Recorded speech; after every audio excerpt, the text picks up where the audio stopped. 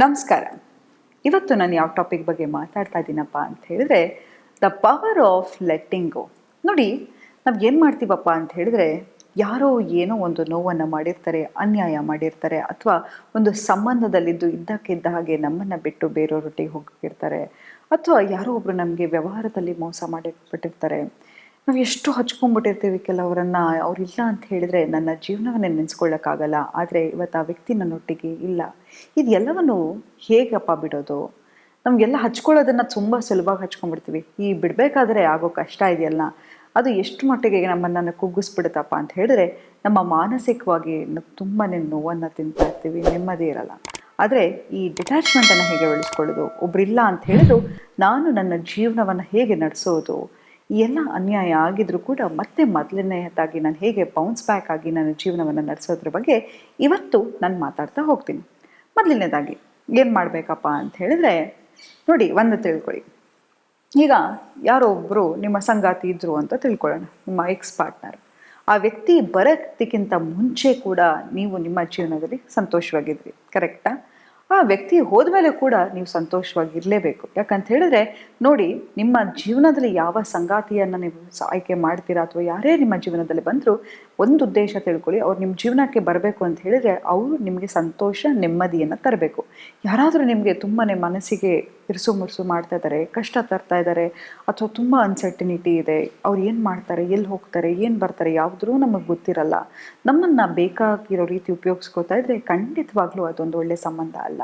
ಆದರೆ ಅದನ್ನು ಬಿಡಬೇಕಾದ್ರೂ ತುಂಬಾ ಕಷ್ಟ ಆಗುತ್ತೆ. ಯಾಕಂತಂದರೆ ಇದನ್ನು ಟ್ರೋಮಾ ಬಾಂಡಿಂಗ್ ಅಂತ ಕರೀತಾರೆ. ಅದ್ರ ಬಗ್ಗೆ ನಾನು ಎಷ್ಟೊಂದು ಸಂಚಿಕೆಯಲ್ಲಿ ಮಾತಾಡಿದ್ದೀನಿ. ಟ್ರೋಮಾ ಬಾಂಡಿಂಗ್ ಅಂದರೆ ಏನು, ಆಂಕ್ಷಿಯಸ್ ಅಟ್ಯಾಚ್ಮೆಂಟ್ ಅಂದರೆ ಏನು ಅನ್ನೋದ್ರ ಬಗ್ಗೆ ಎಲ್ಲ. ಆದರೆ ಕೆಲವು ಸತಿ ಇಂಥದನ್ನು ಬಿಡಲಿಕ್ಕೆ ನಮಗೆ ತುಂಬಾ ಕಷ್ಟ ಆಗುತ್ತೆ. ಆದರೆ ಒಂದು ಮಾತ್ರ ನಿಜ, ಏನಪ್ಪ ಅಂತ ಹೇಳಿದ್ರೆ, ನಾವು ಇಲ್ಲಿ ಬರಬೇಕಾದ್ರೂ ಕೂಡ ಏನನ್ನು ತೊಗೊಂಬಂದಿಲ್ಲ ಅಲ್ವಾ? ಏನಾದರೂ ತೊಗೊಂಬಂದಿದ್ವಾ? ಈ ವ್ಯಕ್ತಿ ಬಗ್ಗೆ ಗೊತ್ತಿತ್ತಾ, ಈ ವ್ಯಕ್ತಿಯನ್ನು ನಾನು ಈ ಪ್ರಾಯದಲ್ಲಿ ಮೀಟ್ ಮಾಡ್ತೀನಿ, ಈ ವ್ಯಕ್ತಿಗೆ ಇಷ್ಟೊಂದು ಇಂಪಾರ್ಟೆನ್ಸ್ ಕೊಡ್ತೀನಿ ಅನ್ನೋದು ಖಂಡಿತವಾಗ್ಲೂ ಇಲ್ಲ.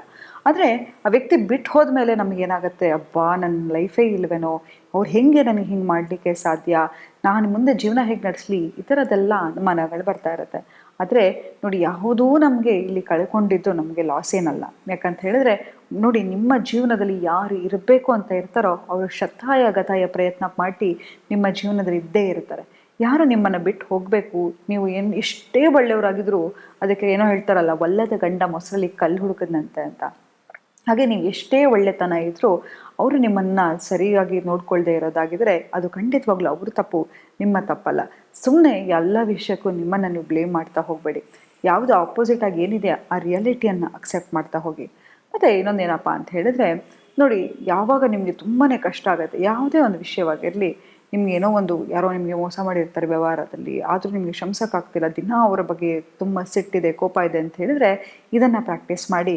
ಏನಪ್ಪ ಅಂತ ಹೇಳಿದರೆ, ಏನೇನು ನಿಮ್ಗೆ ಆಗಿದೆ, ಯಾವುದಾದ್ರೂ ಒಂದು ಅವಾಚ್ಯ ಶಬ್ದದಲ್ಲಿ ಬರಿಬೇಕು ಅನ್ಸಿದ್ರು ಕೂಡ ಬರೆದುಬಿಡಿ.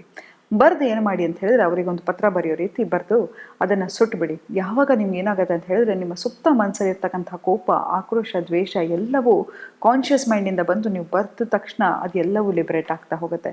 ನೋಡಿ, ಅದನ್ನೇ ಹೇಳ್ತಾ ಹೋಗ್ತೀನಿ ನಾನು ಯಾವಾಗಲೂ, ನಿಮ್ಮ ದೇಹನೇ ತಗೊಳ್ಳಲ್ಲ. ನಿಮ್ಗೆ ಏನು ಬೇಡದ ವಸ್ತುಗಳು ಏನಿರೇ ಇದ್ರೂ ಕೂಡ ನೆಕ್ಸ್ಟ್ ಡೇ ಅದೆಲ್ಲ ಹೊಟ್ಟೋಗುತ್ತೆ. ಮನಸ್ಸು ನೀವು ಅಷ್ಟೇ ಕ್ಲೀನಾಗಿ ಇಟ್ಕೋಬೇಕು. ಯಾಕಂತ ಹೇಳಿದ್ರೆ, ಈ ದ್ವೇಷ, ಅಸೂಯೆ, ಕೋಪ, ನೋವು ಇದೆಲ್ಲವೂ ಕೂಡ ನಮ್ಮ ಮೇಲೆ ಇರ್ತಕ್ಕಂಥ ವಿಷಯ, ನಮ್ಮ ಒಳಗಿರ್ತಕ್ಕಂತಹ ವಿಷಯ. ನೋಡಿ, ನಾನು ಸೆಲ್ಫ್ ಲವ್ ಬಗ್ಗೆ ಮಾತಾಡ್ತೀನಿ. ಸೆಲ್ಫ್ ಲವ್ ಅಂದರೆ ನೀವು ಎಷ್ಟೋ ಜನ ತಪ್ಪು ತಿಳ್ಕೊಂಡಿದ್ದೀರಾ. ಸೆಲ್ಫ್ ಲವ್ ಅಂದರೆ ಚೆನ್ನಾಗಿ ಕಾಣಿಸೋದು, ಚೆನ್ನಾಗಿ ಡ್ರೆಸ್ ಮಾಡ್ಕೊಳ್ಳೋದು, ಇದೆಲ್ಲ ಅಲ್ಲ. ನಿಮ್ಮನ್ನು ನೀವು ಹರ್ಟ್ ಮಾಡದೇ ಇರೋ ರೀತಿ ಇಟ್ಕೊಳ್ಳೋದು ಕೂಡ ಸೆಲ್ಫ್ ಲವ್. ನಿಮ್ಮ ಬಗ್ಗೆ ಒಳ್ಳೆಯ ಮಾತುಗಳನ್ನು ಆಡ್ಕೊಳ್ಳೋದು ಕೂಡ ಸೆಲ್ಫ್ ಲವ್.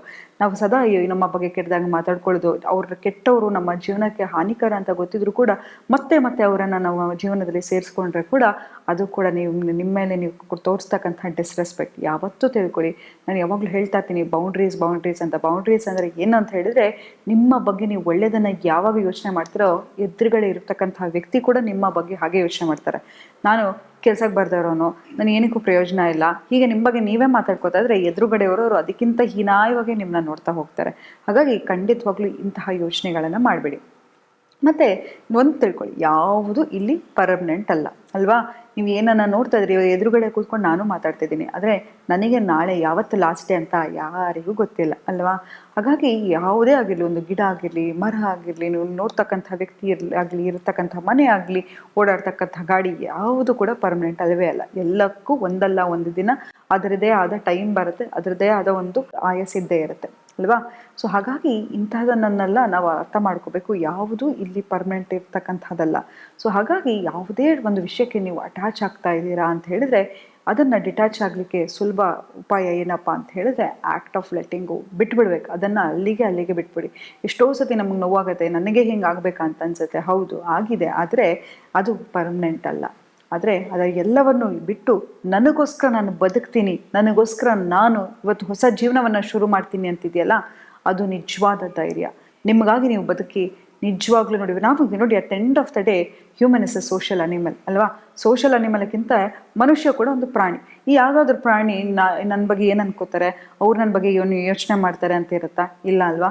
ನಾವು ಯಾಕೆ ಅಷ್ಟು ಇಂಪಾರ್ಟೆನ್ಸ್ ಕೊಟ್ಟು ಅವ್ರ ಜೀವನವನ್ನು ನೀವು ನಡೆಸ್ತಾ ಇದ್ದೀರಾ? ನಿಮಗೆ ಹೇಗೆ ಇಷ್ಟ ಬರುತ್ತೋ, ನಿಮ್ಮ ಮನಸ್ಸಿಗೆ ಹೇಗೆ ನೆಮ್ಮದಿಯಾಗಿರಬೇಕೋ ಅದನ್ನು ಕಲ್ತ್ಕೋತಾ ಹೋಗಿ. ಎಲ್ಲವೂ ನಿಮ್ಮ ಸುತ್ತಮುತ್ತ ಎಲ್ಲವೂ ಚೆನ್ನಾಗಾಗತ್ತೆ. ಇವತ್ತು ನಾನು ಚೆನ್ನಾಗಿದ್ರೇ ಅಲ್ವಾ ನಿಮ್ಮ ಜೊತೆ ನಾನು ಚೆನ್ನಾಗಿ ಮಾತಾಡೋಕ್ಕೆ ಸಾಧ್ಯ. ನಾನು ಚೆನ್ನಾಗಿಲ್ಲ, ನನ್ನ ಮನಸ್ಸು ನೆಮ್ಮದಿ ಇಲ್ಲ ಅಂತ ಹೇಳಿದ್ರೆ ಖಂಡಿತವಾಗ್ಲೂ ನೀವು ಯಾರ ಹತ್ರ ಆದರೂ ಚೆನ್ನಾಗಿ ಇರಲಿಕ್ಕೆ ಸಾಧ್ಯನಾ? ಇಲ್ಲ ಅಲ್ವಾ? ಹಾಗಾಗಿ ಯಾರೇ ಏನೇ ಮಾಡಿರಲಿ ಕಣ್ರಿ, ಅದನ್ನು ಅಲ್ಲಿಗೆ ಬಿಟ್ಬಿಟ್ಟು ಇವತ್ತು ಹೊಸ ಜೀವನವನ್ನು ಶುರು ಮಾಡಿ. ಸಂಬಂಧಗಳು ಹಾಳಾಗಿದೆಯಾ, ಹೋಗಿ ಕೂತ್ಕೊಂಡು ಮಾತಾಡಿ. ಅವರನ್ನು ಮಿಸ್ ಮಾಡ್ತೀರಾ, ನೀವಾದ್ರೂ ಪರವಾಗಿಲ್ಲ, ನೀವಾಗೆ ಹೋಗಿ ಫೋನ್ ಮಾಡಿ. ಯಾವುದನ್ನು ಕೂಡ ಅಯ್ಯೋ ಹಿಂಗೆ ಹಾಗೆ ಅಂತ ಅನ್ಕೋಬೇಡಿ. ಈಗೋವನ್ನು ಬೆಳೆಸ್ಕೊಳ್ಳಿಕ್ಕೆ ಹೋಗ್ಬೇಡಿ. ಯಾಕಂತ ಹೇಳಿದ್ರೆ ಈ ಈಗೋ ಅನ್ನೋದ್ರಿಂದ ಎಷ್ಟೋ ಸಂಬಂಧಗಳು ಹಾಳಾಗ್ತಾ ಇದೆ. ಜೀವನವನ್ನು ತುಂಬ ಈಸಿಯಾಗಿ ತಗೊಳ್ಳಿ. ತುಂಬ ಸೀರಿಯಸ್ ಆಗಿ ತಗೊಂಡ್ರೆ ನೀವೇ ಪ್ರಾಬ್ಲಮಲ್ಲಿ ಇರ್ತೀರ ಅಂತ ಹೇಳ್ತಾ ಇವತ್ತಿನ ಸಂಚಿಕೆಯನ್ನು ನಾನು ಮುಕ್ತಾಯಗೊಳಿಸ್ತಿದ್ದೀನಿ. ಧನ್ಯವಾದಗಳು.